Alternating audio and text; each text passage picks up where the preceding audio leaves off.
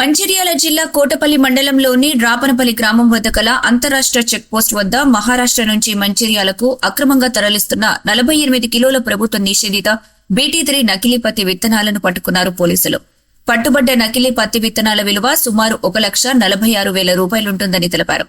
ఒకరు అరెస్టు కాగా పరారీలో 2 నిందితులున్నారు. నకిలీ విత్తనాలను అక్రమంగా రవాణా చేస్తున్న వారిని పట్టుకోవడంలో చాకచక్యంగా వ్యవహరించిన ఎస్ఐ రాజేందర్ వారి సిబ్బందిని అభినందించి అనంతరం రివార్డులు అందజేశారు ఏసీపీ వెంకటేశ్వర్లు.